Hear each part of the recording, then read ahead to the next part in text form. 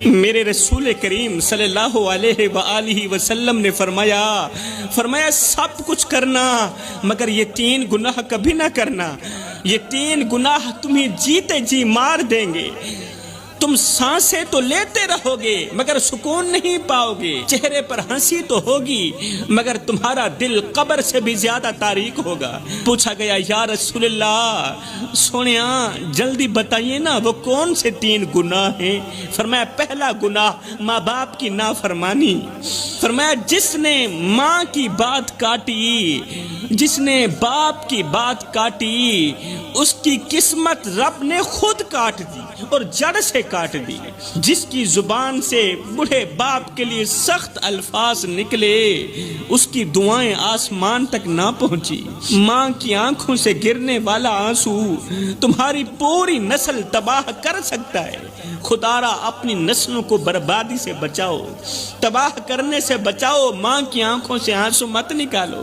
باپ کی خاموشی اگر بد دعا بن گئی تو تمہاری دعاؤں کو آسمان پر پہنچنے کا راستہ ہرگز نہیں ملے گا۔ جس نوجوان کی رات ماں کی فکر کے بغیر گزرے، اس کی صبح کبھی روشن نہیں ہوتی۔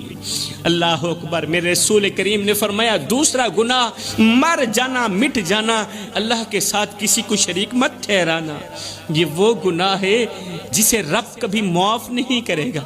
جس نے تعویذ پر تو بھروسہ کیا، جس نے پرچی پر تو بھروسہ کیا مگر دعا پر بھروسہ نہیں کیا، جس نے پیر پر تو بھروسہ کیا مگر قرآن پر بھروسہ نہیں کیا، وہ رب کا نہیں، وہ گمراہی کا بندہ ہے، وہ تباہی کا بندہ ہے، وہ رب کا بندہ نہیں ہے۔ رب سب کچھ برداشت کرتا ہے مگر اپنے ساتھ کسی اور کو برداشت نہیں کرتا۔